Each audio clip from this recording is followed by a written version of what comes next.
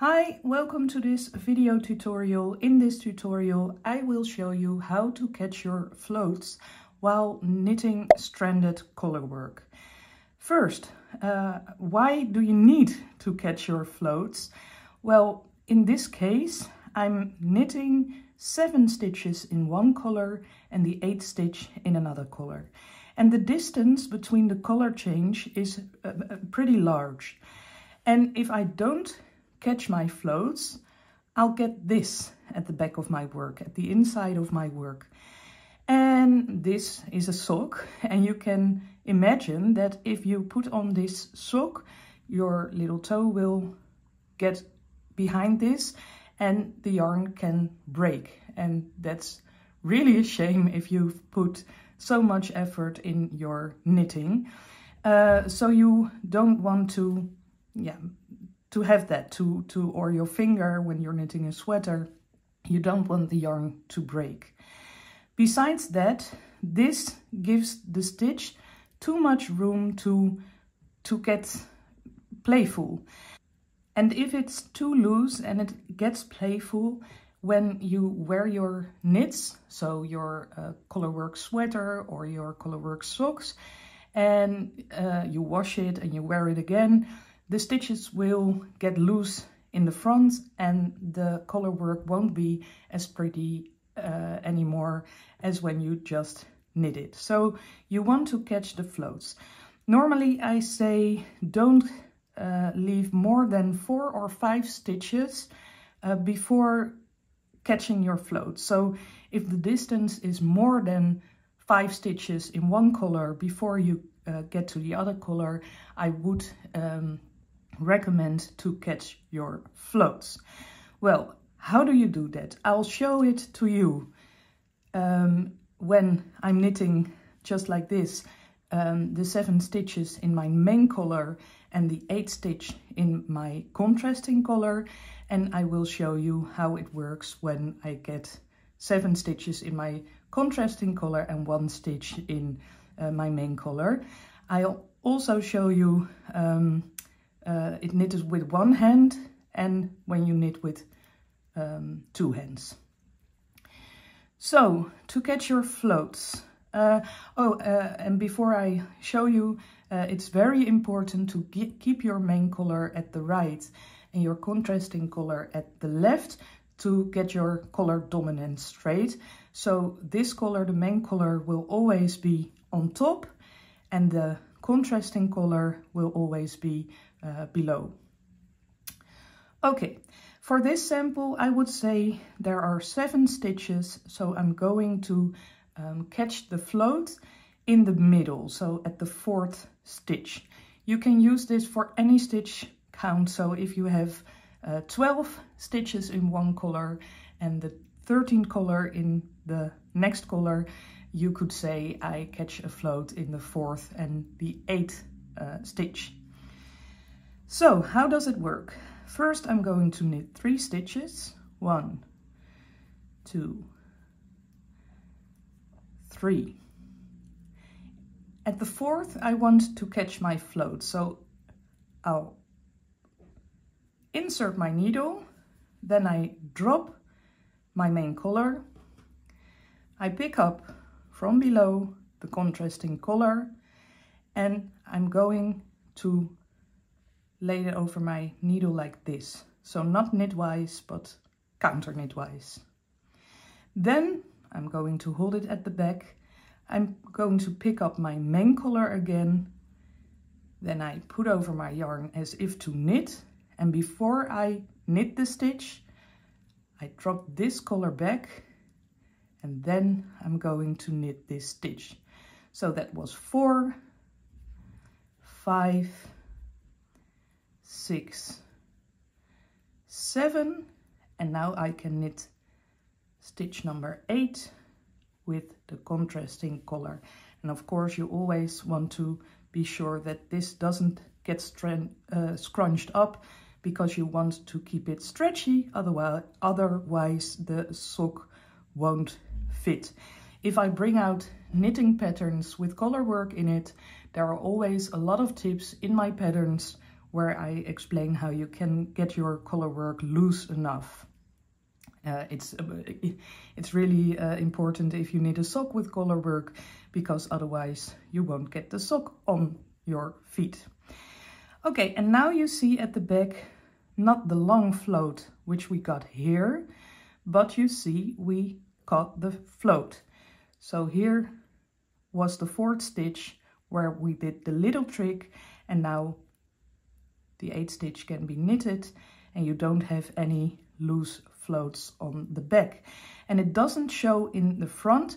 Sometimes now you can see it a little bit, but if we take the yarn with us to catch the next float, you will see that you don't see the color anymore. If you do see the color through your work, then maybe your knitting needle with which you are knitting the Colourwork is too large. Okay, so I'll show you again with my yarn in both hands, if you prefer to knit your Colourwork with your yarn in both hands. So I start again, 1, 2, 3, and in the 4th stitch we're going to catch the floats. So I'm inserting the needle, I'm putting the red yarn, the contrasting yarn over like this, then I start knitting this stitch, but before I do knit it, I bring back this to the back, and then I knit the stitch in the main collar. And then again, this is stitch number 5, 6, 7, and the 8th stitch again in the contrasting collar. And this, on this way, you still see it's really stretchy, but you don't have the loose floats hanging at your back. Okay, so this is how you do it with the main collar when knitting the 7 stitches with the main collar and the 8th stitch with the contrasting collar. I'm going to knit to the end of the round, and then I'll get back to you and show you how you work it the other way. So I am at the beginning of my round, and now I start by working with the contrasting collar and work 7 stitches with it, and the 8th stitch will be in my main collar. I keep my main collar at the right, so it is above, and the contrasting collar to the left, so this thread is below. Okay, so I start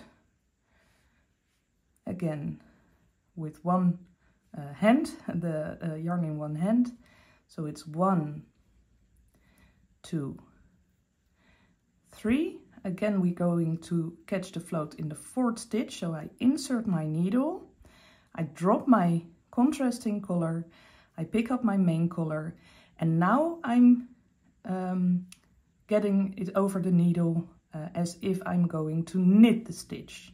So it's the other way around. I hold it at the back, then I pick up the contrasting collar, I make the same move, and before I knit the stitch, I get this one to the back. Yeah, so it's actually the other way around, and then it is, I'll have to make sure that the red one is staying below, and then I can knit 5, 6, 7, and now the 8th stitch is with my main collar. So if you are doing this right, your yarn doesn't get twisted up. Now I'm going to show you with yarns in both hands. So you get 1, 2, and 3, and then we insert the 4th. We drop this as if we would knit the stitch, but we don't. This one gets around and the main collar gets at the back, and then we can knit the red stitch, 5, 6, 7, and 8 is in the main color. So still the yarns didn't get twisted, and you can see at the back your color work gets really neat, but it stays stretchy enough to put it on. I'll show you in my Dutch spring socks, which you can find on my Ravelry page. Here are a few points where the stitches, when the color change, are more than 4 or 5 stitches. So here I used the catching floats, and this is how it looks on the inside. You see, the floats are really there. My finger cannot, or my toe when I put those on, cannot get underneath the strands, and in the front it will stay pretty. These socks have been washed and the color work is still pretty, and it will stay pretty whenever I wear these. And you don't see, actually sometimes you see a little bit green at the front. That's okay, you won't see that when you wear it, but you see the colors don't come through the main color, and it gets really neat on the inside. So I hope you liked this tutorial, and I wish you a lot of joy in knitting all the Colourwork projects where you have to catch your floats, because there are more than 5 stitches between one color and the other one. Happy knitting!